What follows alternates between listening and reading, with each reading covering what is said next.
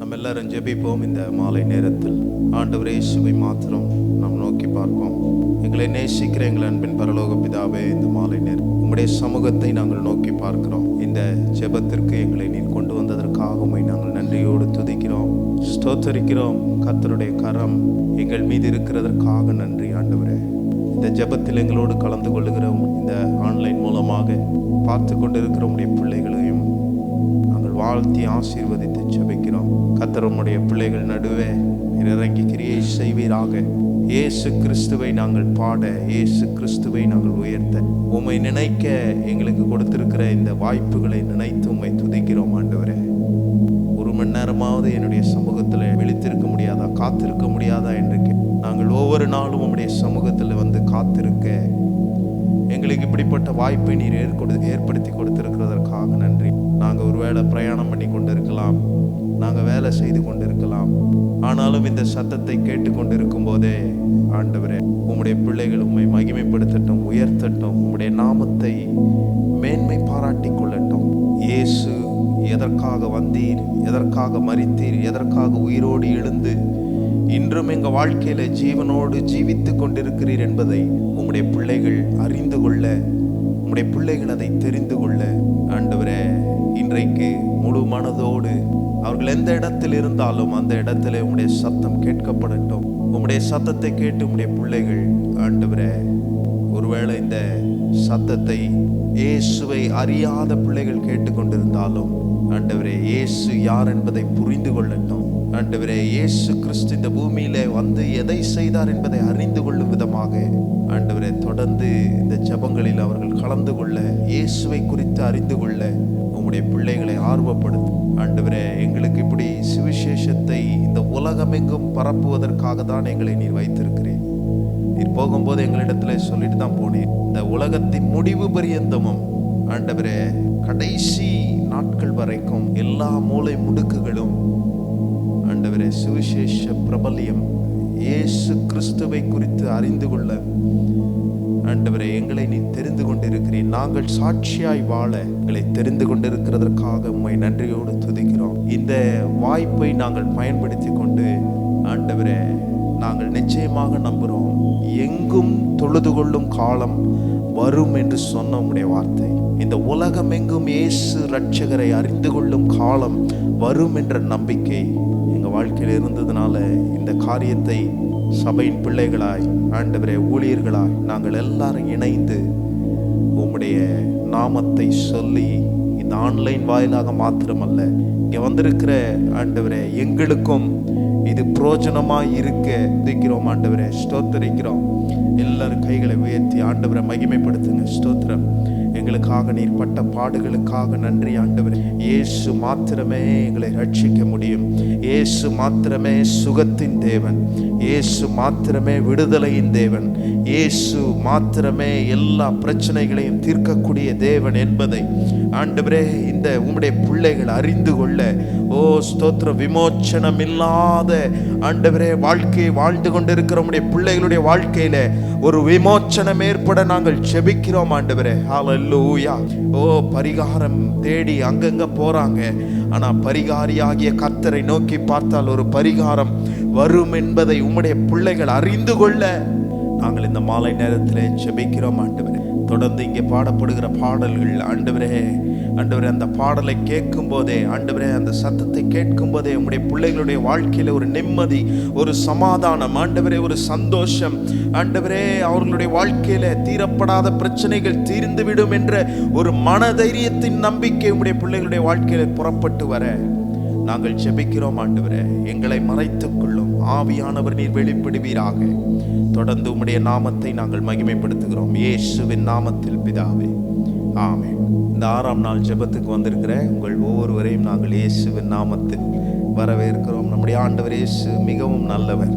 ஒவ்வொரு நாளையும் அற்புதமாய் அவர் கடக்கிறார். ஆண்டவருடைய சமூகத்தில் இருக்கும்போது அவர் தருகிற எண்ணங்கள், அவர் கொடுக்கிற அந்த தாட்ஸ் நிச்சயமாகவே ஒரு வித்தியாசமான ஒரு தாட்ஸாக இருக்கிறது. எங்களுக்கும் இது பிரயோஜனமாக இருக்கிறது. நிச்சயமாகவே நாங்கள் நம்புகிறோம். வந்திருக்கிற உங்களுக்கும் இந்த ஆன்லைன் மூலமாக பார்த்து கொண்டு இருக்கிற அன்பான கர்த்தருடைய பிள்ளைகளுக்கும் இந்த நாட்களின் ஜெபம் மிக பிரயோஜனமாக இருக்கும் என்பதில் எந்த சந்தேகமும் இல்லை. ஆண்டவர் இயேசுவின் நாமத்தை நாம் மகிமைப்படுத்தி உயர்த்த வேண்டும். இந்த உலகம் படைக்கப்பட்ட போது ஆண்டவர் மனுஷனை உண்டாக்கினார். மனுஷனை உண்டாக்கி ஆண்டவர் அந்த மனுஷனை உண்டாக்கினதற்கு ரொம்ப व्यसனப்பட்டார், ரொம்ப வேதனைப்பட்டார். ஏன்னா அந்த மனுஷனே தன்னுடைய வாழ்க்கையை அழித்து கொள்ளும் விதமாக சத்துருவாகிய பிசாசுக்கு தன்னுடைய வாழ்க்கையை அர்ப்பணித்தினது நிமித்தம் இந்த உலகமே பொல்லாங்கினால் நிறைந்திருந்தது, பாவத்தினால் நிறையப்பட்டிருந்தது. மனுஷனுக்குள் பிசாசு பாவத்தை கொண்டு வந்த உடனே அந்த மனுஷனை காப்பாற்றக்கூடிய நிலையில் ஒருவருமே இல்லை.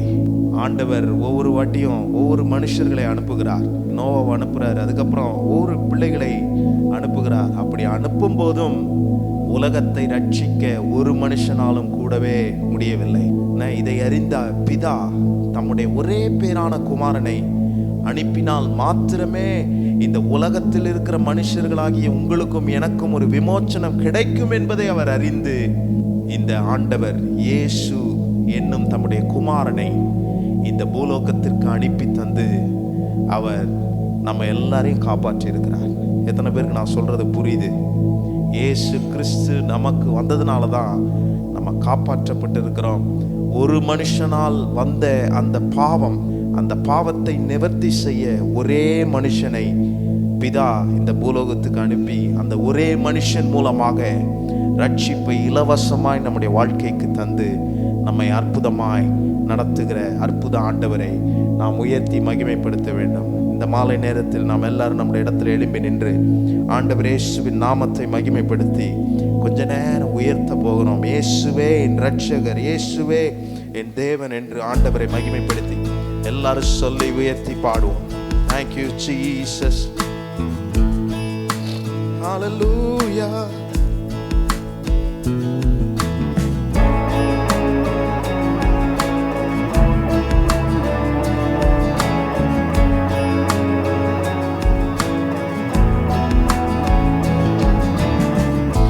ஒருவராலே ஒருவர் மூலமாய் நான் நீதிமானாய் ஆக்கப்பட்டேனே. ஒருவராலே ஒருவர் மூலமாய் நான் நீதிமானாய் மாற்றப்பட்டேனே. இயேசுவே நீர் காரணர், என் துதிக்கு பாத்திரர். இயேசுவே நீர் காரணர், என் மகிமைக்கு பாத்திரர். இயேசுவே நீர் காரணர், என் துதிக்கு பாத்திரர். இயேசுவே நீர் காரணர், என் மகிமைக்கு பாத்திரர். உம்மை ஆராதிப்பேன் வாழ்நாளெல்லாம். ஹல்லேலூயா. உம்மை ஆராதிப்பேன் வாழ்நாளெல்லாம். உம்மை ஆராதிப்பேன். Thank you Jesus. உம்மை ஆராதிப்பேன். பாவத்துக்கு மரித்து நாம் நீதிக்கு பிழைக்கும்படி என் பாவம் அனைத்தையும் கல்வாரி சிலுவையில் அவர் சுமந்து கொண்டு உங்களையும் என்னையும் ரட்சிக்க அவர் இந்த பூலோகத்திற்கு வந்ததை நினைத்து இயேசுவின் நாமத்தை நாம் எல்லாரும் சேர்ந்து வாழ்நாள் எல்லாம் உம்மை ஆராதிப்போம் என்று அவர் நாமத்தை எல்லாரும் சொல்லி உயர்த்துவோம். பாவத்துக்கு மரித்து நான் நீதிக்கு பிழைத்திட என் பாவம் யாவையுமே நீர் சிலுவையில் சுமந்தீரே. எல்லாரும் சொல்லுவோம்.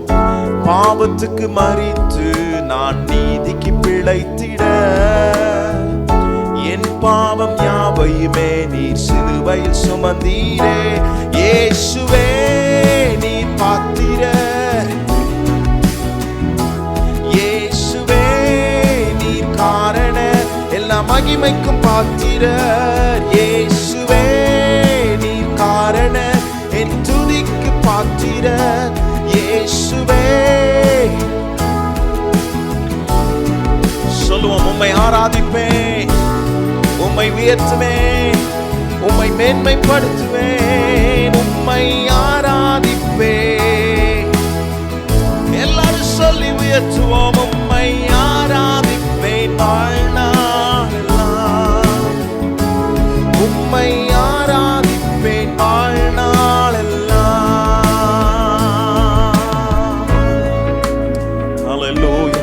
ரட்சிப்பை ஈவாய் தந்த ஆண்டவர், இலவசமாய் தந்த ஆண்டவர். ரட்சிப்பு எந்த காசும் கொடுக்க தேவை அவசியமே இல்லை. இவ்வளவு பெரிய மேன்மையான வாழ்க்கையை உங்களுக்கும் எனக்கும் தந்து இந்த இயேசு கிறிஸ்து நம்முடைய வாழ்க்கையில் ஆளுகை செய்கிற ஆண்டவர். சொல்லி உயர்த்துவோம். ஜீவனை பெற்று நான் ஆளுகை செய்திட, கிருபையும் நீதியையும் நீதிவாய் தந்தீரே. ஜீவனை பெற்று நான் ஆளுகை செய்திட, கிருபையும் நீதியையும் நீதிவாய். உயர்த்துவோம். இயேசுவே நீர் காரண என் துதிக்கு பாத்திர. இயேசுவே நீர் காரண, இயேசுவே என் துதிக்கு பாத்திர. இயேசுவே நீர் காரண. சொல்லுங்க. இயேசுவே, இயேசுவே என் துதிக்கு பாத்திர, என் மகிமைக்கு பாத்திர, என் கனத்துக்கு பாத்திர. ஓ இயேசுவே காரணர், என் துதிக்கு பாத்திர. இயேசு பாத்திரர். உம்மை ஆராதிப்பே ஒருவரையே.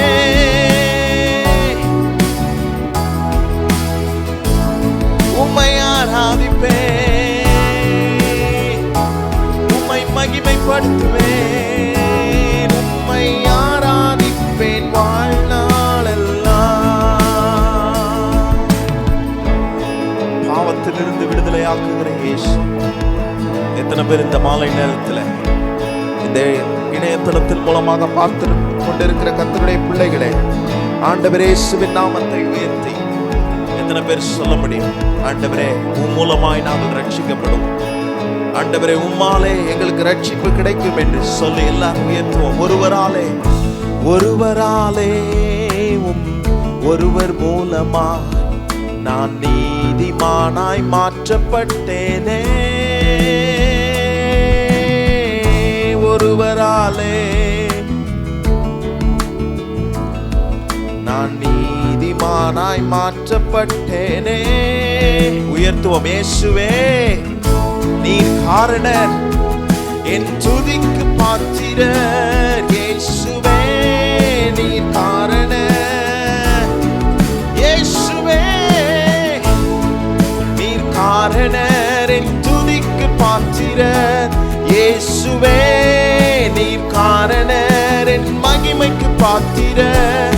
உம்மை ஆராதிப்பேன். எல்லாரும் ஆண்டவரை உயர்த்துவோம். ஓ உயர்த்தக்கூடிய எங்கள் தெய்வமே, சொல்லுங்க சத்தத்தை உயர்த்தி. உம்மை ஆராதிப்பேன், உம்மை ஆராதிப்பேன் வாழ்நாளெல்லாம். உம்மை ஆராதிப்பேன், உம்மை உயர்த்துவேன். உம்மை ஆராதிப்பேன் வாழ்நாளெல்லாம். எங்கள் தெய்வமே உம்மை ஆராதிப்பேன் வாழ்நாளெல்லாம்.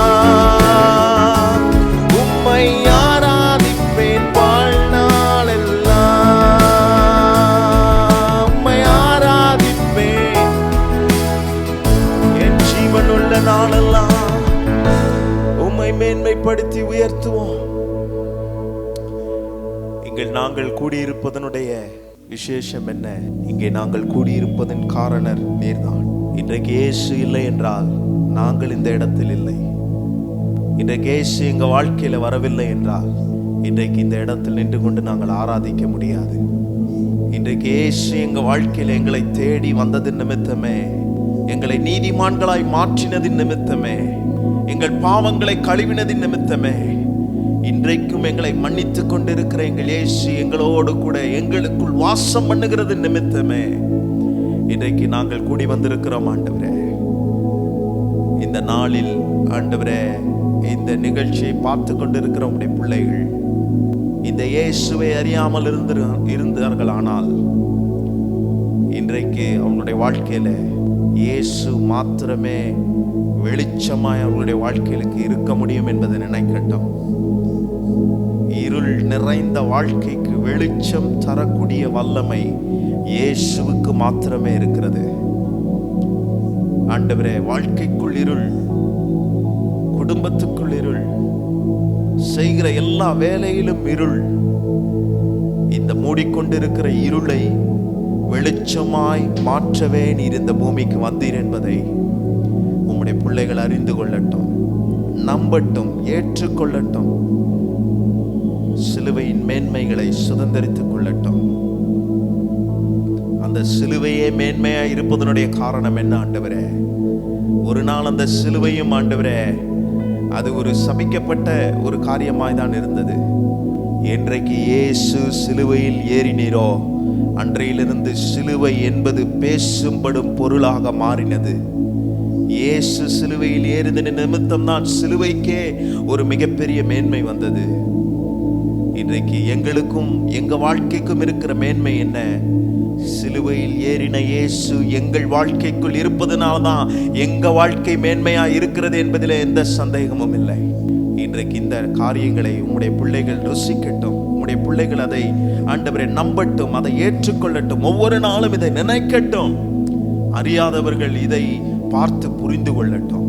தொடர்ந்து உம்முடைய சமூகத்தில் நாங்கள் காத்திருந்து இந்த நாட்களில் உம்முடைய சிலுவை குறித்து நாங்கள் தியானமாய் இருக்க, ஆண்டவரே உம்முடைய வேதத்தில் இரவும் பகலும் தியானமாய் இருக்கிற மனுஷன் பாக்கியவான் என்று சொல்லியிருக்கிற உம்முடைய வார்த்தையின்படி இன்றைக்கு நாங்கள் நேரம் எடுத்து உம்முடைய ஆண்டவரே வேதத்தில் இருக்கும் ரகசியங்களை நாங்கள் புரிந்து கொள்ள, அந்த மேன்மைகளை அறிந்து கொள்ள எங்களுக்கு உதவி செய்யுங்க. இயேசுவின் மூலம் நாங்கள் ஜெபிக்கிறோம் எங்கள் அன்பின் பரலோக பிதாவே, ஆமென், ஆமென். உட்காருங்கள். கர்த்தருடைய நாமம் மகிமைப்படுவதாக. எல்லாருக்கும் ஸ்தோத்திரம். இந்த நாளிலும் ஜெபிக்க வந்திருக்கிற உங்களை ஒவ்வொருவரை இயேசுவின் நாமத்தில் வரவேற்கிறோம். தொடர்ந்து இந்த ஜெபம் நமக்கு 21 நாட்கள் இந்த இடத்துல நடக்கும். அந்த ஜெபத்துக்கு உங்களை வரவேற்கிறோம். இன்றைக்கு உங்களை கெத்செமனே தோட்டத்துக்கு வாருங்கள் என்று உங்களை அழைக்கிறேன். டூர் வாங்க சொன்னா எத்தனை பேர் வருவீங்க? கை நிறைய தூக்குறீங்க. கெத்செமனே தோட்டத்துக்கு எத்தனை பேர் வரீங்க? அதே கை தான் வருதா? கெத்செமனே தோட்டம் எருசலேமுக்கு அருகிலே ஒலிவ மலை நிரம்பி இருக்கிற இடம். ஊட்டி மலைக்கு போனீங்கன்னா என்ன மலை, என்ன மரம்? யூக்கபிலிட்ஸா? டீ இலை, காபி இலை நிரம்பி இருக்கும். சவுக்கு மரம் நிரம்பி இருக்கும். அதே போல எருசலேம் என்று சொல்லி கிழக்கே திரும்பி பார்த்தால் ஒலிவ மரம் நிரம்பி இருக்கும். அதுக்கு தான் பேர், அந்த இடத்துக்கு ஒலிவ மலை என்று ஒரு பேர் வந்திருக்கிறது. அந்த இடத்துக்கு இயேசு அடிக்கடி அங்கே போவார். வழக்கத்தின்படியே வழக்கத்தின்படியே அப்படின்னு வசனம் வரும். கவனிங்க, அவருக்கு ஒரு வழக்கம் இருந்துச்சு. நமக்கு ஒரு வழக்கம் என்ன இருக்கு? கம்பெனிக்கு இல்லை போகிறவங்களுக்கெல்லாம் ஒரு வழக்கம் இருக்கு, டீ டைம். அந்த டீ குடிச்சிட்டு ஒரு ட்ரெயின் ஓட்டுறவங்க ட்ரெயின் ஓட்டுவாங்க. ஆண்டுடைய பிள்ளைங்க அமைதியாக டீ சாப்பிட்டுட்டு வந்துடுவாங்க. வழக்கத்தின்படியே, அந்த வழக்கத்தின்படியே. சில வழக்கம் குழந்தையிலேருந்து வந்தது மாறாது. சில ஒவ்வொருத்தருக்கும் ஒவ்வொரு பழக்கம் இருக்கும். சிலர் என்ன பண்ணுவாங்க, அப்படி செய்வாங்க. எவ்வளோ திட்டினாலும் அது மாறாது, அது வழக்கம். ஸ்தோத்திரம். இங்கே அதுதான் நாம் பார்க்கிறோம். ஆகவே அங்கே எருசலேம் தேவாலயத்திலிருந்து பார்க்கும்போது ஒலிவ மரங்கள் நிரம்பி இருக்கும், அவ்வளோ செழிப்பாக இருக்கும். அந்த இடத்துக்கு ஒலிவ மலை என்று ஒரு பெயர் வந்தது. மத்தேயு சுவிசேஷம் 26ஆம் அதிகாரம். இதை படிச்சுட்டு நம்ம இன்னைக்கு அப்படியே ஜெபம் முடிச்சிருவோம். டைம் முடிஞ்சது நமக்கு. வசனம்தான் இன்னைக்கு. அந்த வசனம் நீங்கள் பிரசங்க கேட்கவே வேண்டாம், அதை படிக்கும்போதே அந்த உணர்வை கர்த்தர் இன்றைக்கு தரப்போகிறார். நான் இன்றைக்கு கொஞ்ச நேரத்தில் அதை தான் ஆவியில் உணர்ந்தேன். ஸ்தோத்திரம். அந்த பாட்டு அப்படியே நம்மளை இங்கே கொண்டு போயிடுச்சு. மத்தேயு 26ஆம் அதிகாரம் 36லேருந்து 41 வரைக்கும் நம்ம எல்லாரும் ஒன்றா சேர்ந்தே வாசிக்கலாம். எல்லாரும் எடுத்துக்கொள்ளுங்கள். மத்தேயு சுவிசேஷம் 26ஆம் அதிகாரம் 36ஆம் வசனத்திலிருந்து 41ஆம் வசனம் வரைக்கும். அப்பொழுது இயேசு அவர்களோடு கெத்செமனே எண்ணப்பட்ட இடத்திற்கு வந்து சீசர்களை நோக்கி, நான் அங்கே போய் ஜெபம் பண்ணும் அளவும் நீங்கள் இங்கே உட்கார்ந்திருங்கள் என்று சொல்லி பேதுருவையும் செபதேயுவின் குமாரர் இருவரையும் கூட்டிக் கொண்டு போய் துக்கமடையவும் வியாகுலப்படவும் தொடங்கினார். அப்பொழுது அவர், என் ஆத்துமா மரணத்துக்கு எதுவான துக்கம் கொண்டிருக்கிறது, நீங்கள் இங்கே தங்கி என்னோட கூட விழித்திருங்கள் என்று சொல்லி சற்று அப்புறம் போய் முகங்குப்புற விழுந்து என் பிதாவே, இந்த பாத்திரம் என்னை விட்டு நீங்க கூடுமானால் நீங்கும்படி செய்யும்.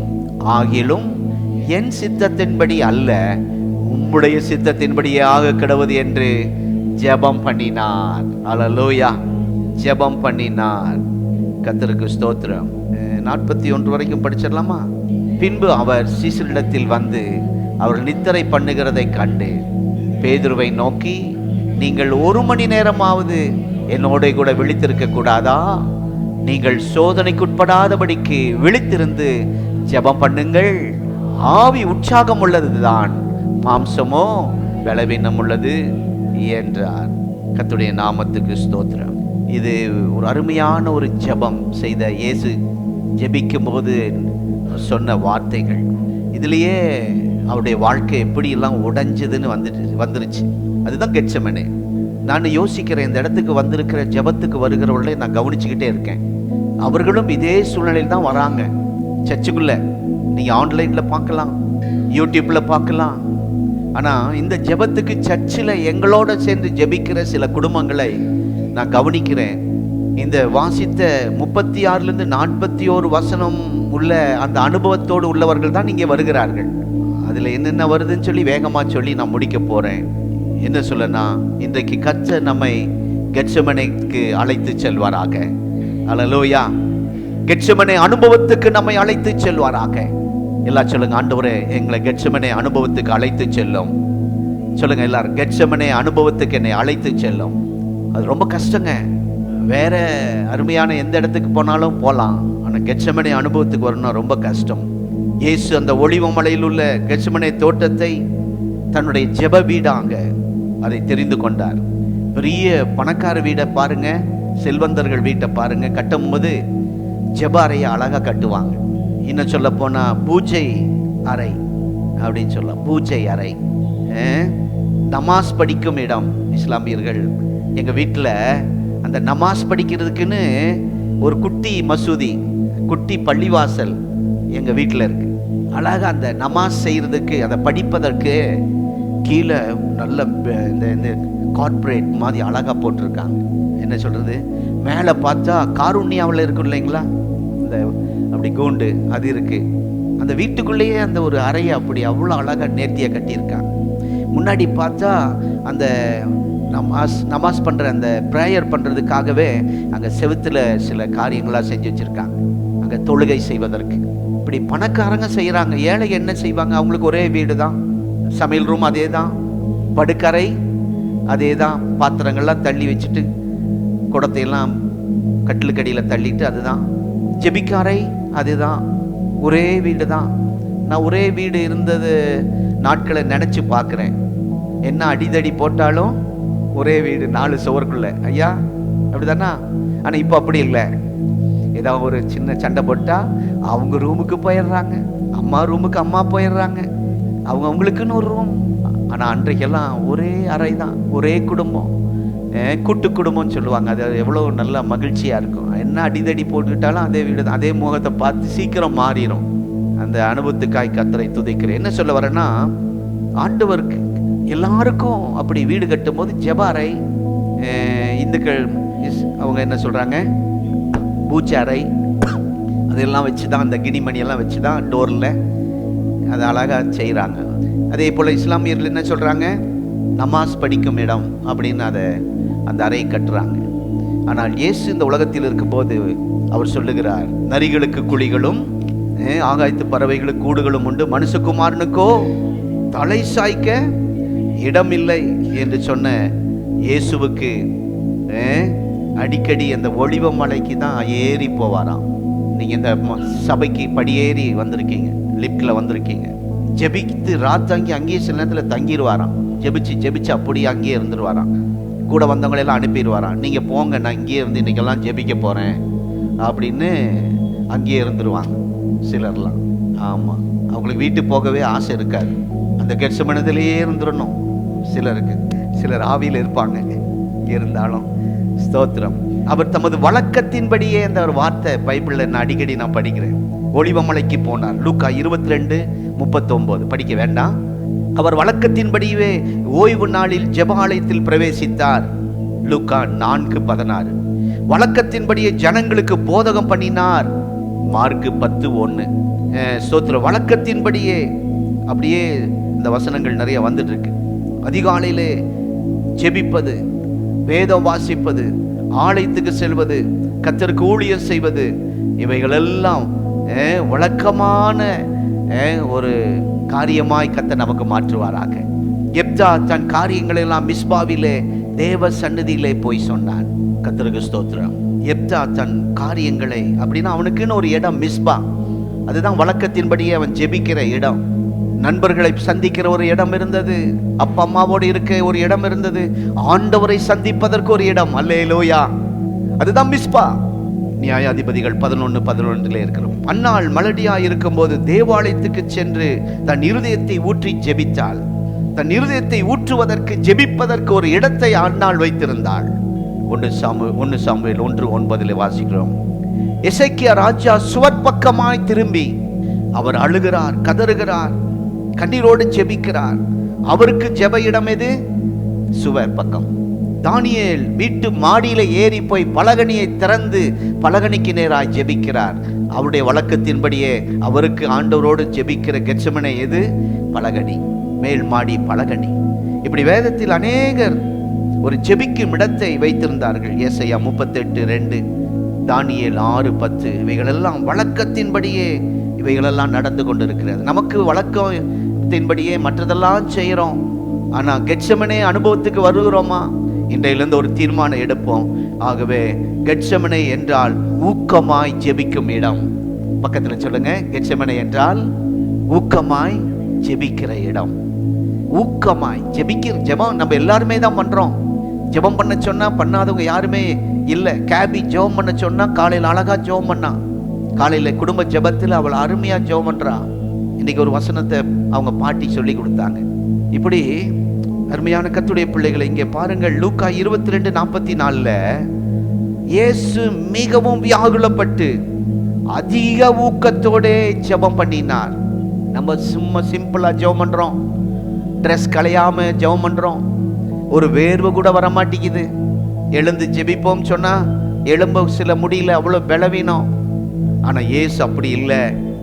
ஊக்கமாய் மிகவும் வியாகுலப்பட்டு ஊக்கத்தோட, பாரத்தோட, வியாகுலத்தோட, கண்ணீரோட, உடைந்த உள்ளத்தோட ஜெபம் பண்ணினார். அதுதான் கெத்செமனே ஜெபிக்கும் இடம். இன்றைக்கு உங்களுக்கு எனக்கு ஒரு கெத்செமனே ஜெபத்தை கர்த்தர் தருவாராக. அல்லேலூயா.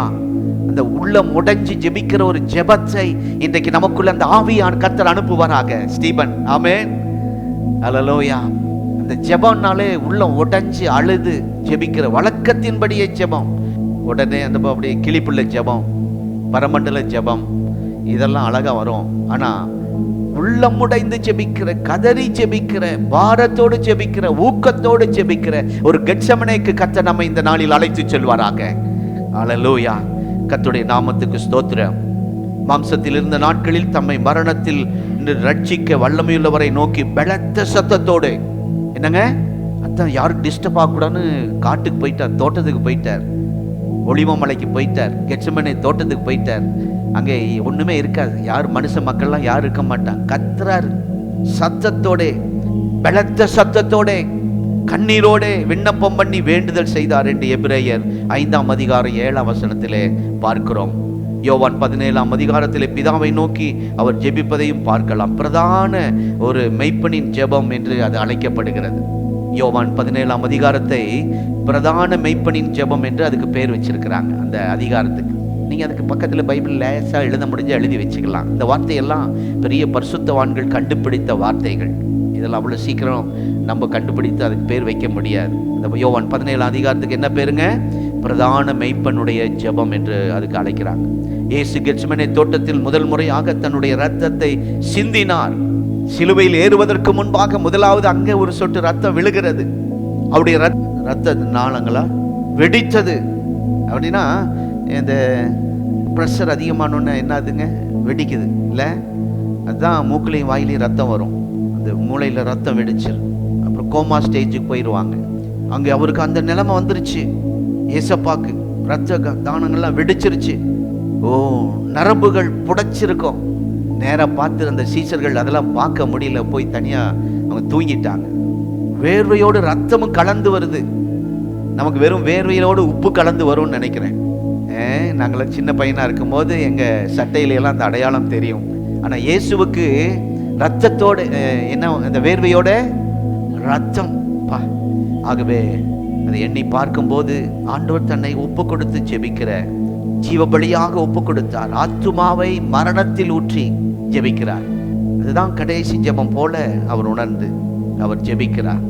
ஒரு முறை குத்து சண்டை வீரன் அவன் ஸ்தோத்திரம் உலக சாம்பியன் பட்டத்தை பெற்ற போது அவன் வெற்றியின் ரகசியத்தை எல்லாரும் கேட்டாங்களாம். இந்த வெற்றியின் ரகசியம் என்னப்பா? அவன் உலகத்தில் குத்து சண்டை சாம்பியன். நம்ம பிள்ளைகள் திருப்பூர்ல மாத்திரல, தமிழ்நாட்டில் சாம்பியன் ஆகணும். நேற்று ஒரு பாப்பா தன்னுடைய சர்டிபிகேட் காமிச்சாங்க. மாநில அளவில், மாவட்ட அளவில் நம்முடைய பிள்ளைகளை கர்த்தர் உயர்த்துவாராக. நான் என்ன சொல்றேன்னா, இந்த குத்து சண்டை வீரன் தன் அந்த பட்டத்தை எப்படிப்பா வென்றீங்க அப்படின்னு கேட்டப்ப அவன் சொல்றான், எல்லாம் சந்தோஷமா இருப்பாங்க, நான் கண்ணீரோட என் வேர்வையோட என் சில நேரத்தில் ரத்தமே வர்ற அளவுக்கு நான் போய் மற்றவர்கள் எல்லாரும் அங்கே சந்தோஷமா ஜாலியா டீ சாப்பிட்டுக்கிட்டு தம் அடிச்சுக்கிட்டு எப்படி ஒரு நண்பர்களோட இருப்பாங்க. நான் தனியா போய் கண்ணீரோட பாரத்தோட ரத்தம் சிந்துற அளவுக்கு வேர்வையோட ஸ்தோத்திரம் உடற்பயிற்சி செஞ்சு கொண்டு இருப்பேன். அதுதான் எனக்கு வெற்றிக்கு, இந்த உலக சாதனைக்கு இதுதான் காரணம் என்று சொன்னான்.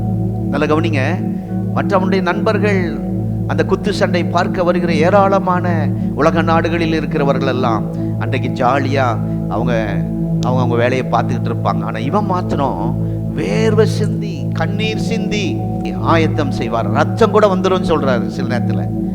அதே போலதான் நம்முடைய ஆண்டவரும் இந்த உலகத்துல இயேசு வந்ததுக்கு ஒரே காரணம், ஜாலியா தூங்கிட்டு நல்லா சாப்பிட்டுட்டு பணத்தை நிறைய சொத்தை சேர்த்துக்கிட்டு அப்படி இருக்கலாம், ராஜ்யம் பாரம் பண்ணலான்னு வரல. எல்லாரும் சீசர்கள் சந்தோஷமா இருந்தாலும் அவர் தனியா போய் வேர்வை சிந்தி, சொல்லுங்க, கண்ணீர் சிந்தி ரத்தத்தின் பெருத்துளிகளோடு அவர் ஜெபித்தார். அந்த கெத்செமனே அனுபவத்துக்கு கர்த்தர் நம்மை அழைத்து செல்வாராக. அல்லேலூயா. இயேசு இந்த உலகத்துக்கு வந்ததுக்கு ஒரே காரணம் அதுதான், ஜாலியா இருப்பதற்காக அல்ல. ஒரு முறை ஓரல் ராபர்ட்ஸ், இந்த பேரெல்லாம் உங்க வரும் நாட்களில் குழந்தை பிறந்தா உங்க குடும்பத்தில் அந்த பேரெல்லாம் வைக்கணும்.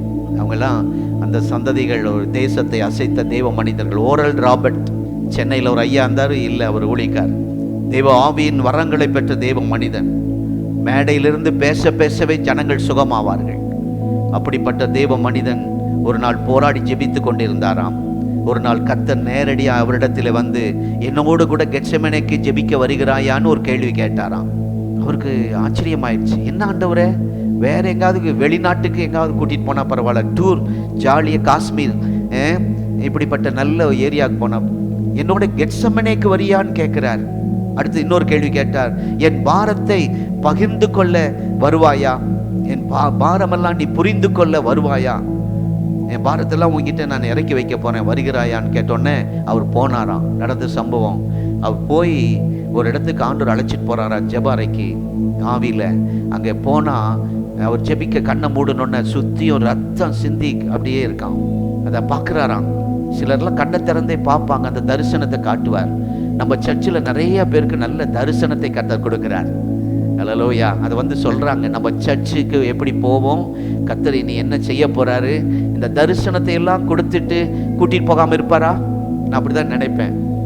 இப்படி ஜெபிக்கிற நல்ல தாய்மார்கள், ஜெபிக்கிற சகோதரர்கள் நம்முடைய சர்ச்சில் இருக்கும்போது தரிசனத்தை அப்படியே பார்க்குறாங்க. நம்ம சர்ச்சுக்கு அடுத்தது எப்படி போவோம், என்ன செய்ய போறோம், ரொம்ப சந்தோஷமா இருக்கு கேட்கும்போது. அது என்ன சொல்றேன்னா, என்ன ஆச்சரியம், அங்கே இந்த ஜெப அறை கெத்செமனே தோட்டமாய் மாறிடுச்சு. கொஞ்ச நேரத்தில் ஆண்டவர் அப்படி கூட்டிட்டு போறாரா திடீர்னு ஒரு ஜெப அனுபவத்துக்கு. நீங்களும் ஜெபிக்கும் போது உங்களை அப்படிப்பட்ட அனுபவத்துக்குள் கர்த்தர் இந்த நாட்களை உங்களை கொண்டு போக வேண்டும். ஆமென். ஒரே மாதிரி ஜெபம், ஒரே மாதிரி வாழ்க்கை, இதுல போர் அடிச்சிருது. நம்மளை ஒரு வித்தியாசமான அனுபவத்துக்குள் இந்த 21 நாள் நம்மை கர்த்தர் நடத்தி செல்வார். அங்க போய் பார்த்தா தான் தெரியுது, ஆண்டவர் முகங்குப்புற விழுந்து அழுத இடம், ஸ்தோத்திரம், அவரை சுற்றிலும் வேர்வை சிந்தி கிடந்த அந்த இடம் எல்லாத்தையும் பார்க்கிறார். கர்த்தருக்கு ஸ்தோத்திரம். அந்த இடத்துல வந்த உடனே தான் அந்த உலகத்தின் ஜனங்களுடைய கஷ்டத்தை எல்லாம் ஆண்டவர் காட்டுறாராம். அடுத்த செகண்டே அவருடைய காதுகள் உடனே திறந்துருச்சு. ஆவிக்குரிய கண்கள் திறந்துருச்சு. உலகத்திலிருந்து லட்சக்கணக்கான மக்கள் கதறத அவர் பார்க்கிறார். நம்ம சும்மா ஜெபம் பண்ணா நம்ம தான் கதறது நமக்கு தான் தெரியும், நம்ம குடும்ப கஷ்டம் நமக்கு தெரியும். ஆனா கெத்செமனே அனுபவத்துக்கு போயிட்டீங்கன்னா நம்மை போல கஷ்டப்படுகிற நிறைய குடும்பங்களை கர்த்தர் காட்டுவார். ஆமென். நிறைய அழுகிற அதை அப்படிதான் பார்க்கிறார். அழுது ஜெபிக்கிற சத்தத்தை பார்த்தாராம். பிள்ளைகளை இழந்து இளம் தாய் கதறுகிற ஒரு சத்தத்தை கேட்டாராம். நிறைய இன்னைக்கு இளம் வயதிலேயே அநேக பிள்ளைகளை இழந்து விடுகிறார்கள் தாய்மார்கள். அதை கதறுதலை கேட்டாராம். பல துரோகங்களால் உடைந்த உள்ளங்களை பார்த்தாராம். பல துரோகம் செய்து உள்ளம் உடைந்த சில நபர்களை கர்த்தர் காட்டினாராம். இந்த கெத்செமனே அனுபவத்துக்கு அழைத்து சென்றால் தான் இதெல்லாம் பார்க்க முடியும். இன்றைக்கு அந்த அனுபவத்துக்கு நம்மை அழைத்து செல்ல கர்த்தர் விரும்புகிறார். ஆமென். அதுக்கு பின்னாடி தாங்க அவருடைய ஊழியம் பயங்கரமாக இருந்துச்சு, வல்லமையாக இருந்துச்சு. இன்றைக்கு இந்த ஜெபத்துக்கு பிறகு நீங்கள் பல தேவையோடு உள்ளே வந்திருக்கலாம், வேற ஏதோ சரி போயிட்டு வரலான்னு வந்திருக்கலாம். கர்த்தர் இந்த இடத்துக்கு கொண்டு வந்திருக்கிறார். நான் விசுவாசிக்கிறேன். இந்த இடத்துக்கு நானும் வந்தது கர்த்தர் தான் கொண்டு வந்திருக்கிறார். இந்த நேரத்தில் நம்ம ஒரு சின்ன ஜெபத்தை நாம் செய்ய போகிறோம். எல்லாரும் எழும்பி நின்று நம்முடைய வலது கரத்தை உயர்த்தி, ஆண்டவரே இந்த கெத்செமனே தோட்டத்தின் அனுபவத்துக்கு என்னை அழைத்து செல்வீராக. சொல்லுங்க சொல்லுங்க. அங்கதான் ஆண்டவர் நமக்கு நல்ல அனுபவத்தை கற்றுத் தருவார். அங்கதான் அநேக அனுபவங்களை கர்த்தர் சொல்லி தருவார். அல்லேலூயா. கெத்செமனேக்கு வாருங்கள் என்று இந்த நாளிலே கர்த்தர் நம்மை அழைக்கிறார். கெத்செமனே தோட்ட ஜெபம் என்பது சாதாரண ஜெபம் இல்லை. அல்லேலூயா. ஸ்தோத்திரம் ஸ்தோத்திரம். ஜெப அறையில நாம் ஜெபிக்கிற ஜெபத்துக்கும் பூஜை அறையில பூஜை பண்ற இடத்திற்கும் நமாஸ் பண்ற இடத்துல நமாஸ் பண்ணுகிற சூழ்நிலையில நமாஸ் பண்றாங்களே அதை போல அந்த சூழ்நிலைக்கும் வித்தியாசமாய் கர்த்தர் உங்களை நடத்துவார். இன்றைக்கு அநேகர் நோன்பு இருக்கிறார்கள். ஸ்தோத்திரம். அவ்வளவு விரதம் இருந்து எச்சக்கூட முழுங்காம அவ்வளவு அவங்க இருக்கிறாங்க. அவங்க அந்த பிரேயர் அதில் கவனமா இருக்கிறாங்க. இந்த நாட்களிலே நாம் இந்த பாடு மரணத்தை தியானிக்கிற நமக்கும் ஒரு அப்படிப்பட்ட ஒரு வைராக்கியத்தை கர்த்தர் நமக்கு தருவாராக. எல்லார் கரங்களை உயர்த்தி ஹல்லேலூயா. கெத்செமனேக்கு என்னை அழைத்து செல்லுங்க ஆண்டவரே. நம்முடைய உடைந்த உள்ளத்தோடு நாங்களும் இணைந்து கொள்ளணும். ஆண்டவர் ரத்த வேர்வையோடு ஜெபிக்கிற அனுபவத்தோடு நாங்களும் கலந்து கொள்ளணும். ஹல்லேலூயா. ஸ்தோத்திரம். சாரி. ஹல்லேலூயா. ஆண்டவரே இப்படிப்பட்ட அனுபவத்தில் அநேகர் உடைந்து இந்த இடத்துல வந்திருக்கிறாங்க, காயப்பட்டு வந்திருக்கிறாங்க, வெளியிலே சிரிக்கிறாங்க, ஆனால் உள்ளம் உடைந்த நிலைமையில உம்முடைய பாதத்தில் வந்திருக்கிறாங்க. அன்றைக்கு நீர் உடைக்கப்பட்டீர், நொறுக்கப்பட்டீர். அந்த கெத்செமனே தோட்டத்தில் வேர்வையோடு ரத்தமே வருகிற அளவுக்கு உம்முடைய மனபாரம் ஸ்தோத்திரம் ஊக்கத்தோட பலத்த சத்தத்தோட ஜெபம் பண்ணினீர். அந்த அனுபவத்துக்குள் எங்களை அழைத்து செல்வீராக. இன்றைக்கு எங்களுக்கு ஆண்டவரை சுற்றியுள்ள ஜனங்களுடைய சூழ்நிலைகளை புரிந்து அவர்களுக்காக ஜெபிக்க அநேக குடும்பங்கள் உடைக்கப்பட்டிருக்கிறார்கள், அநேக குடும்பம் பிரிந்திருக்கிறார்கள், அநேக குடும்பம் வேதனையோடு இருக்கிறார்கள், அநேக வாழ தெரியாமல் என்ன செய்வோம், என்னுடைய எதிர்காலம் என்ன ஆகுமோ என்று கதறிக்கொண்டிருக்கிறார்கள். அவர்களுக்காக பாரத்தோடு ஜெபிக்கிற அந்த ஜெப அனுபவத்துக்குள் எங்களை அழைத்து செல்வீராக. இந்த நாளில் அந்த ஜெபத்தின் வல்லமை எங்கள் மேல் இறங்கி வரட்டும். ஒளிவமலையின் ஆண்டவரை அனுபவத்துக்குள் எங்களை நடத்தி செல்லும். கெத்செமனே ஆண்டவரை தோட்டத்துக்கு எங்களை அழைத்து செல்லும். உடைய பிள்ளைகளுக்கு அந்த தரிசனத்தை கொடுப்பீராக, அந்த அனுபவத்தை கொடுப்பீராக. அந்த சூழ்நிலையில் வந்திருக்கிற உடைய பிள்ளைகளை தேற்றுவீராக, தைரியப்படுத்துவீராக. எல்லார் கரங்களை உயர்த்தி சொல்லுங்க. நாளை ஆராதனை கர்த்தர் ஆசீர்வதியும் அப்பா. நீர் பேசும் ஆண்டவரே. அல்லேலூயா. நேற்று ஜெபித்ததை போலவே ஜெபிக்கலாம். வெள்ளிக்கிழமை உபவாச ஜெபத்திலே ஜெபித்தோம். ஆராதனையிலே அல்லேலூயா தேவ பிரசன்னத்தை ஜனங்கள் உணர வேண்டும். செய்தி நேரத்திலே கர்த்தருடைய சத்தத்தை ஜனங்கள் கேட்க வேண்டும். அல்லேலூயா. ஆமென். அல்லேலூயா. ஜெப நேரத்திலே அவருடைய வல்லமையினால் தொடப்பட வேண்டும். 3 காரியத்தை சொல்லி ஜெபம் பண்ணுங்க, முடிச்சிருவோம். ஆமென் சொல்லிடுவோம். சொல்லுங்க. ஆராதனையிலே தேவ பிரசன்னத்தை நாங்கள் பார்க்கணும் ஆண்டவரே. செய்தி நேரத்திலே உம்முடைய சத்தத்தை நாங்கள் கேட்கணும் ஆண்டவரே. ஜெப நேரத்திலே உம்முடைய அற்புத வல்லமையை நீர் வெளிப்படுத்துகிறதை, அற்புதம் நடக்கிறதை நாங்கள் இந்த சபையிலே பார்க்கணும். இந்த ஜெபத்தில் கலந்து கொண்ட, கெத்செமனே ஜெபத்தில் கலந்து கொண்ட ஒவ்வொருவரையும் நாங்கள் வாழ்த்தி ஆசீர்வதிக்கிறோம். இந்த நாள் அவர்கள் டைரியில எழுதப்படுகிற நாளாக இருக்கட்டும். இந்த நாள் அவருடைய தலையெழுத்து மாறுகிற நாளாக இருக்கட்டும். இந்த நாள் சரித்திரத்தில் ஒரு அற்புதத்தின் நாளாய் முத்திரை குத்துகிற நாளாய் இருக்கட்டும் அப்பா. ஆண்டவரே ஸ்தோத்திரம். இந்த நாளை நாங்கள் ஒரு நாளும் மறக்க கூடாது. இந்த அனுபவத்தில் எங்களை நடத்தி செல்லும் அப்பா. ஆண்டவரே ஸ்தோத்திரம். தொடர்ந்து வந்த ஒவ்வொருவரையும் ஆசீர்வதியும். இயேசுவின் இனிய நாமத்தில் பிதாவே, ஆமென். என் ஆத்துமாவே கர்த்தரை ஸ்தோத்திரி, என் முழு உள்ளமே அவருடைய பரிசுத்த நாமத்தை ஸ்தோத்திரி. என் ஆத்துமாவே கர்த்தரை ஸ்தோத்திரி. கர்த்தர் செய்த சகல உபகாரங்களை மறவாதே. ஆமென். நம்முடைய கர்த்தராகிய இயேசு கிறிஸ்துவின் கிருபை, பிதாவாகிய தேவனுடைய அன்பு, பரிசுத்த ஆவியானுடைய ஐக்கியம் இந்த கெத்செமனே ஜெபத்திலே கலந்து கொண்ட ஒவ்வொருவரோடும் இன்றும் என்றும் சதா காலமும் நிலைத்திருப்பதாக. ஆமென். கர்த்தர் உங்களை ஆசீர்வதிப்பார். God bless.